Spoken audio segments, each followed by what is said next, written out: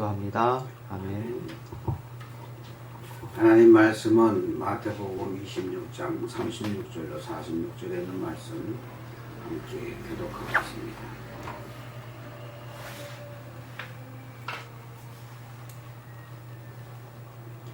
이에 예수께서 제자들과 함께 겟세마네라 하는 곳에 이르러 제자들에게 이르시되 내가 저기 가서 기도할 동안에 너희는 여기 앉아 있으라 하시고 하되되 두 아들을 데리고 가실새 고민하고 슬퍼하사 이에 말씀하시되 내 마음이 매우 고민하여 죽게 되었으니 너희는 여기 머물러 나와 함께 되어 있으라 하시고 좀 나아가서 얼굴을 땅에 대시고 엎드려 기도하여 이르시되 내 아버지여 만일 할만하시거든 이 잔을 내게서 지나가게 하옵소서.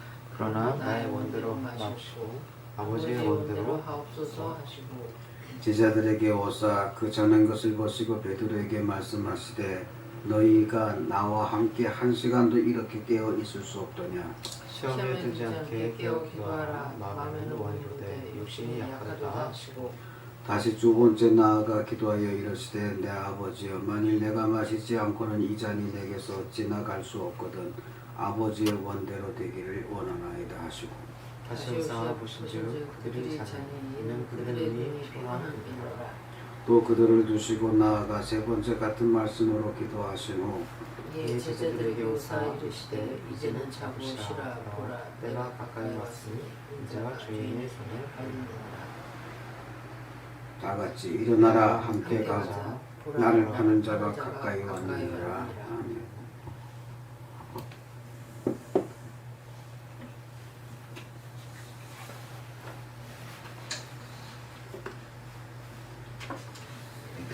오늘은 종료주일이자 이 한 주간은 고난주간으로 지켜지는 그러한 절기입니다. 예수님에게 있어서 왜 고난주간이 있을 수밖에 없었을까? 우리가 찬송을 불렀듯이 나를 따라 오라 하네 라고 하는 찬송을 내 내용처럼 예수님이 우리로 하여금 너희는 이제 나를 따르라 라고 하시던 그 말씀 속에는 보이지 않는 또 고뇌 깊은 또 신비의 그런 세상이 내포되어 있음을 보게 됩니다.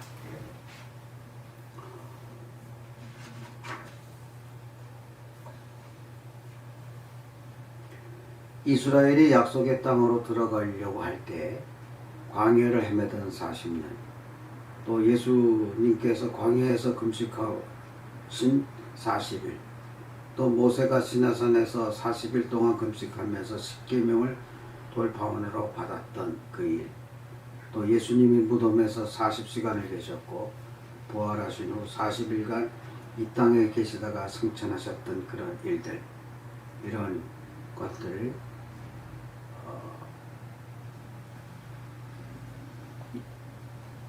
고난주간을 맞기 이전에 사순절이라고 하는 그러한 절기를 보게 되고 또 예수님의 고난과 부활절을 맞게 되는 이러한 때에 우리는 이 사순절의 40일, 40이라고 하는 숫자에 대한 그러한 의미는 우리가 주님의 고난을 기념하고 묵상하고 준비하는 그러한 절기의 시간을 갖게 된 것을 의미합니다. 오늘부터 한 주간을 고난주간으로 또 지켜가고 있는데 예수님과 우리와의 이런 관계 속에서 예수님의 고난, 십자가, 또 우리들의 삶의 고난과 역경, 그것을 이겨가는 승리의 길, 이러한 것들이 필요 없는 것 같으면서도 우리들의 삶 속에 깊이 들어와 있다고 하는 사실입니다. 그러면 고난을 맞는 이러한 상황 속에서 우리가 어떻게 이런 것들을 극복하고 살아가야 하는지, 또 우리들의 삶 속에 주어지는 이러한 모든 역경들의 의미는 무엇인지 한번 우리는 생각하며 살아가야 할 것입니다. 주어진 세상 속에서 그저 코로나19가 닥쳐왔으니 그냥 그렇게 살아가는 것이라기보다는 이러한 역경 속에서 우리는 무엇을 생각하고 무엇을 향해 가며 어떻게 결단해 가야 하는지 그런 것들을 하나하나 생각하고 묵상하고 결단하는 우리의 삶이 펼쳐져야 할 것이라고 봅니다.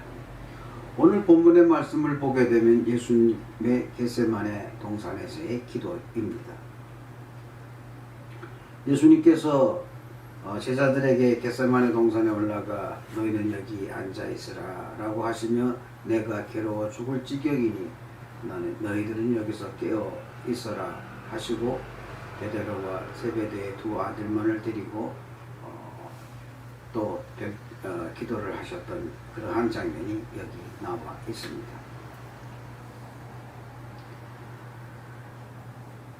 그들은 예수님과 함께 기도에 동참하지 못했고 또 그들은 예수님의 책망을 받으면서도 함께 기도하지 못했던 나약한 모습들을 보여주었습니다. 그러나 이 본문에서 이 예수님과 제자들의 관계가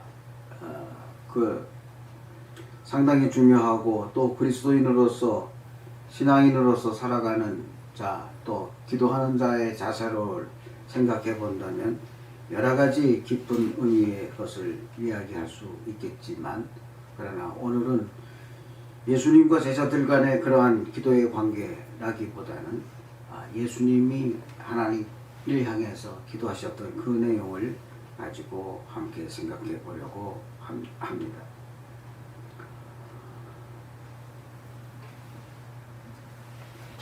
예수님께서 예수님과 하나님께 기도하셨던 그 내용을 보게 되면 이 잔을 할만하시거든 이 잔을 받지 않게 해달라고 그렇게 기도합니다.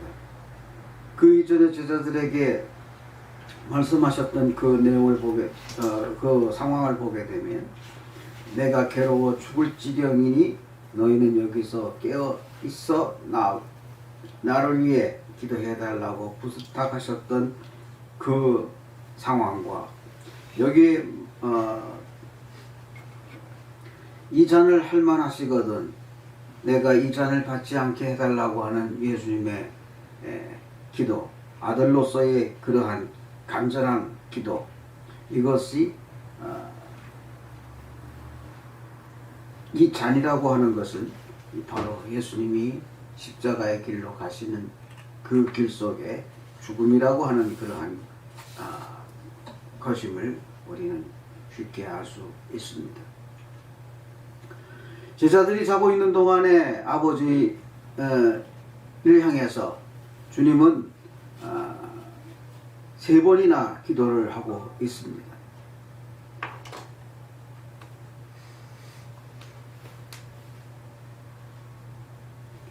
아버지, 나를 좀 살려주세요. 가능하다면 이 잔을 내게서 멀리 가게 하시고 이 잔을 내가 마시지 않게 해달라고 그 간절함은 내가 죽지 않고도 내가 십자가의 길을 가지 않고도 구원의 완성을 이룰 수 있지 않겠느냐라고 하는 항변입니다.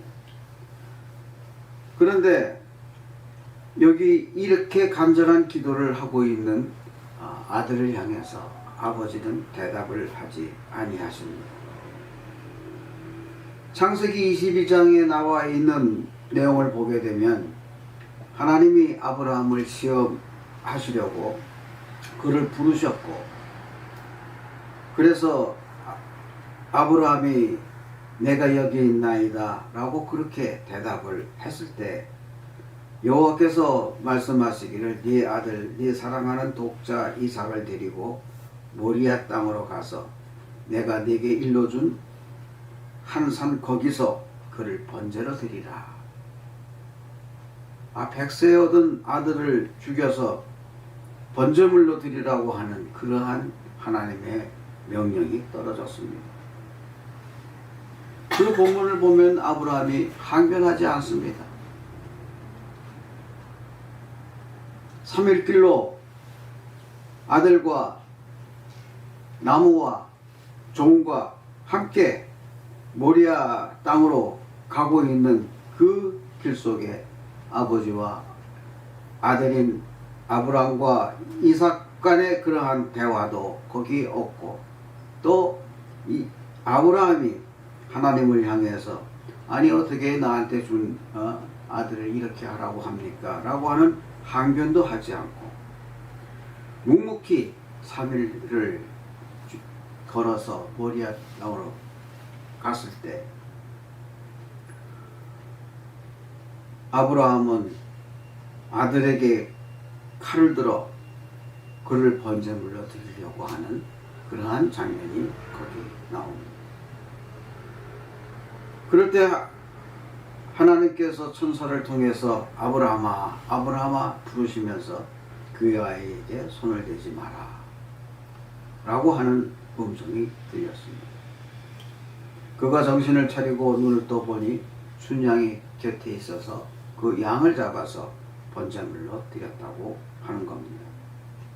그런데 오늘 본문은 이와 반대로 아들이 아버지를 향해서 아버지여 할 수만 있거든 이 잔을 내게서 멀리 가게 하옵소서 라고 그렇게 간곡히 기도하고 정말 부르짖는 그러한 죽을 지경의 그러한 상황 속에서 아버지를 향해서 기도하고 있는 이 장면. 그럼에도 불구하고 아버지는 아무런 답변을 하지 아니하시고 결국은 그 아들이 십자가의 길을 가도록 내버려 두셨다고 하는 말씀입니다.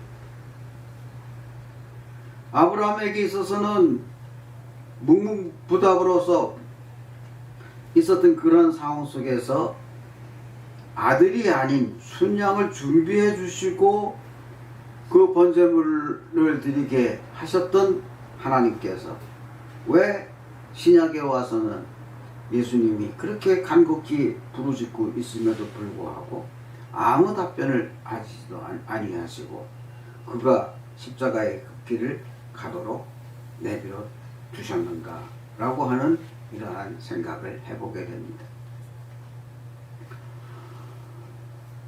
아브라함이나 예수님에게 있어서 하나님과의 소통은 전혀 없었습니다. 일방통행입니다. 그럼에도 십자가의 길로 구원을 완성하셨던 이러한 것을 보게 되면 침묵은 강하게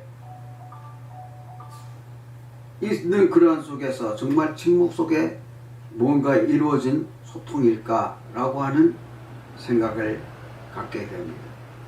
아들의 뜻이 반영되지 않은 아버지의 뜻이 관철된 일방통행으로 아들의 복종으로 결말은 나고 있습니다만 이러한 상황들이 요즘 말로 말하면 아동학대이며 아들을 죽게 한 방임이고 또 속된 표현으로 꼰대의 망상이기도 하는 그러한 상황이기도 합니다. 그럼에도 불구하고 이러한 상황이 십자가의 길을 완성했고 하나님의 구원의 도가 펼쳐지는 그러한 첫 출발이라고 하는 사실을 놓고 본다면 과연 신앙이라고 하는 것은 소통일까 아니면 아무런 항변도 받아들여지지 아니하는 그러한 믿음일까라고 하는 질문을 갖게 됩니다. 오늘의 사고로서는 도저히 이해가 되지 않는 그러한 신앙의 패러다임인 것입니다. 그러면 이런 상황 속에서 아브라함에게 있어서나 예수님에게 있어서 저들의 선택은 무엇이었을까요? 아버지의 말씀대로 그저 묵묵히 따랐다고 하는 순종 더 나아가 복종인 것입니다. 이것이 신앙의 모습으로서 그러면 그저 자기의 생각이 반영되지 않은 새로운 그저 무조건적인 그러한 따름일까라고 하는 생각을 해보게 됩니다. 예수님에게 있어서 아브라함에게 있어서는 크게 아브라함의 갈등이 거기에 표현되지 아니했었습니다만, 그러나 예수님에게 있어서는 여러 가지 상황이 거기에 펼쳐져 있는 것을 보게 됩니다. 앞서도 말씀드렸듯이 예수님이 제자들에게 말씀하시기를 내가 심히 죽게 되었다 라고 하는 그러한 것은 예수님의 고민으로 우리가 보게 됩니다. 그의 죽음의 그림자를 보았습니다. 33세 죽기를 원하는 자 없고 더욱이 십자가의 죽음으로써 모든 사람들에게 지탄을 받는 십자가의 형은 최고의 악행을 범한 자들의 말로의 모습인 것입니다. 그럼에도 불구하고 이 십자가의 죽음으로 세계 구원의 문이 겟세마네에서 결정되는 순간임을 우리는 보게 됩니다. 그는 자신의 죽음과 아버지의 뜻인 자기 백성을 죄에서 구원하는 선택의 기로에 놓여서 내가 살아야 되겠는가 죽어야 되겠는가 할 수만 있다면 이 잔을 내게서 멀리 보내고 싶은데 하는 그의 갈등과 고민이 있었다고 하는 사실입니다. 두 번째로 예수님은 고독감을 느꼈습니다. 그는 변화산성에서 함께 경험한 세 제자들과 함께 겟세마네 동산에 올랐지만 그들은 거기서 피곤해 잠이 들어 버렸고 주님은 홀로 싸워야 했습니다. 그리고 스스로 결단을 내려야 했습니다. 우리도 때로는 혼자 결단할 때가 많이 있음을 보게 됩니다. 세상에 살아가는 우리들의 삶 속에 정말로 동지와 같은 동역자와 같은 사람들의 배신과 그런 속에서 홀로 생각해야 하고 홀로 결단해야 하는 그러한 위기의 상황들이 너무나도 많이 있었습니다. 또 예수님에게 있어서 세 번째로 생각할 수 있는 것은 예수님은 신뢰를 가진 분입니다. 예수님은 하나님을 향해서 아버지라고 불렀습니다. 아버지라고 부르는 그것은 부자간의 그러한 신뢰이고 내가 결국은 십자가의 길을 감으로 인해서 내가 죽어야 하지만 그럼에도 불구하고 아버지는 나를 붙잡아 주실 것이라고 하는 그러한 신뢰감이 있었다고 하는 것입니다.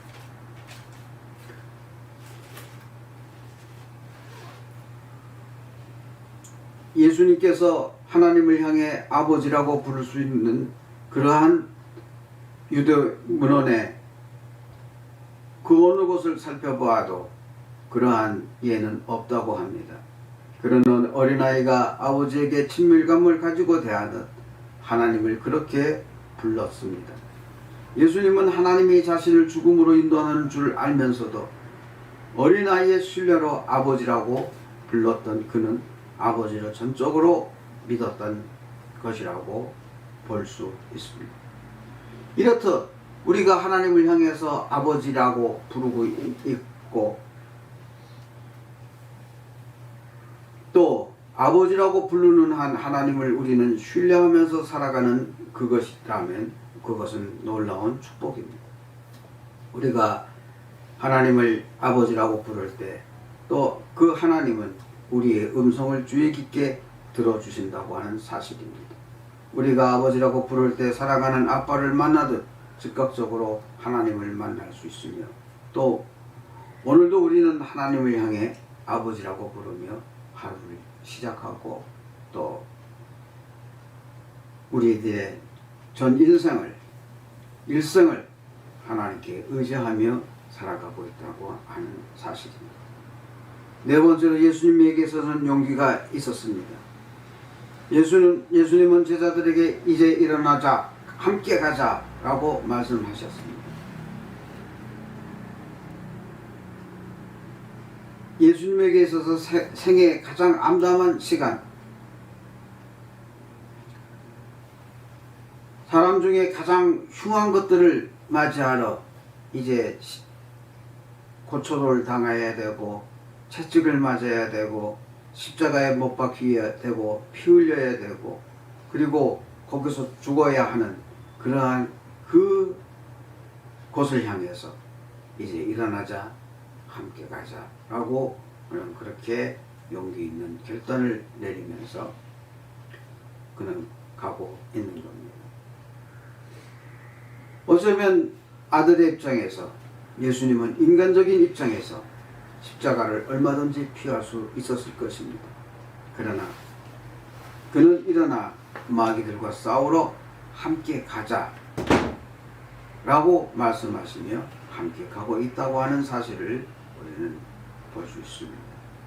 십자가의 길을 가는 그 길에 함께 가자고 하는 그것은 거기까지만 본다면 예수님이 참 야비하신 분이다 라고 생각할 수 있지만 그러나 예수님은 죽은 자 가운데서 사흘 만에 부활하셨고 모든 사람들에게 승리의 방파레를 들려주셨으며 모든 이들에게 구원의 길을 열어주셨다고 하는 사실입니다.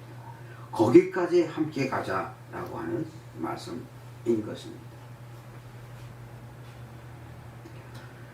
그는 결단하며 이렇게 외칩니다. 당신의 원대로 하옵소서. 기도는 돈 한 푼 달라고 하듯이 구걸하는 것이 아닌 것을 우리에게 보여주고 있습니다.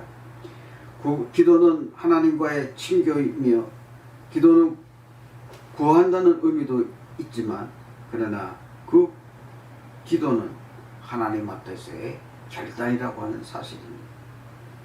이렇게 여러 가지 위기에 몰려지는 내 상황 속에서 내가 할 수 있는 것은 결국 이거밖에 없지 않느냐라고 하는 그러한 판단하에 하나님 아버지여 할 수 있거든 이거 피하고 싶지만 그러나 이렇게 이런 상황이 내게 요구된다고 하는 것은 아버지의 뜻이 여기 있음을 내가 알고 내가 이대로 가겠나이다 라고 어쩌면 인간 생의 삶의 패배를 인정하는 것과 같은 것이지만 그러나 하나님 앞에서 이것이 아버지의 뜻이라면 내가 그 길을 가겠나이다 라고 결단하는 것입니다.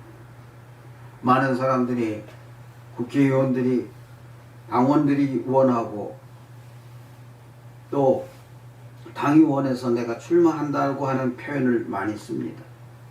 또 대통령이나 감독이나 감리사의 그러한 자리 앞에서 하나님께 기도했더니 하나님의 뜻이 내가 여기에 출마하는 것이다 라고 하는 이야기들을 많이 합니다. 그러나 예수님에 있어서 이 기도를 본다면 하나님의 뜻이 여기 있어서 그 자리는 정말로 십자가의 자리였고 고난의 자리였고 고통의 자리였었습니다. 인간으로 말하면 패배의 자리였었습니다. 그 패배의 자리에 내가 올라서 있는 것이 하나님의 뜻이라고 하는 사실을 예수님은 판단했지만 그러나 오늘의 많은 사람들은 하나님의 뜻이 영광의 자리로 착각을 하고 있는 것을 보게 됩니다. 그러므로 예수님 하나님 앞에서의 그 기도는 달라는 것도 있지만 오늘 본문에 나와 있는 이것처럼 결단의 자리라고 하는 사실을 우리는 기억할 수 있습니다. 아버지의 뜻대로 이루어지기를 원하는 그러한 결단.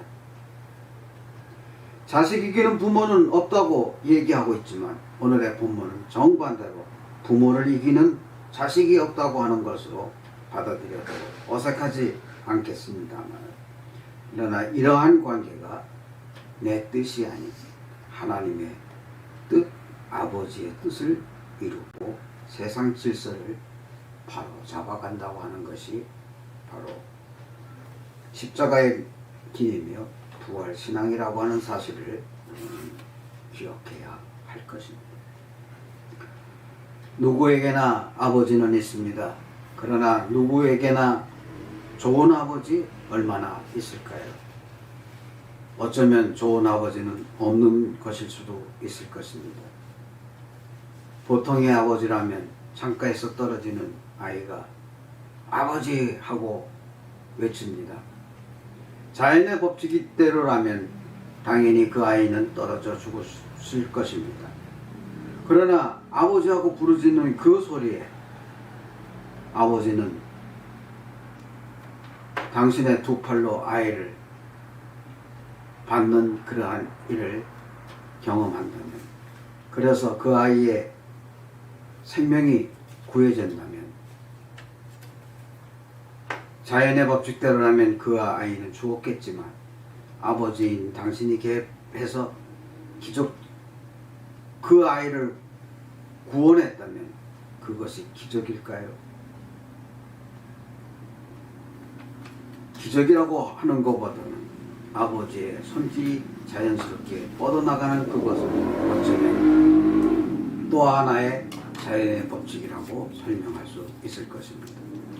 하물며 만유의 아버지께서 이 땅의 아버지가 인 것만큼 우리를 사랑하고 우리를 끌어가는 그런 것이 없겠느냐 하고 님은 홀은 이야기하고 있습니다. 예수님이 피땀 흘리며 이 잔을 받지 않게 해달라고 그러한 간절함 속에 또 아버지를 신뢰하고 아버지의 뜻을 이루어가는 예수님의 그 결단, 이런 것들을 함께 우리는 살펴가면서 주님과 함께 살아가는 우리들 앞에 펼쳐져 있는 여러 가지 상황들이 왜 이렇게 나에게만 하는 그러한 안타까움 속에서 세상을 불평하면서 살아갈 수 있는 그러한 처지에 놓여 있다 할지라도, 그럴 때마다 우리는 겟세마네 동산에 주님을 생각하며 아버지의 뜻이 어딨는가, 세상 질서를 위해서 살아가는 이 나의 결단이 무엇을 향해 가야 하는가 라고 하는 것들을 생각하면서 정말로 주님과 함께 아버지와 함께 승리하며 살아가는 우리들 되어서 우리도 예수님과 같이 정말로 십자가의 길을 마다하지 않고 주님과 함께 따라가겠노라고 생각하고 결단하는 우리들이 이제 곧 다가올 부활절을 통해서 승리하며 그 기쁨을 하나님께 영광으로 표현하며 찬양하며 그렇게 살아가는 우리들이 되어서 우리 모두가 다 함께 하나님과 주님과 함께 어우러져 살아가는 가족과 같은 가족으로서 살아가는 우리 모두가 되기를 간절히 소원하며 이 말씀을 드렸습니다. 기도하겠습니다.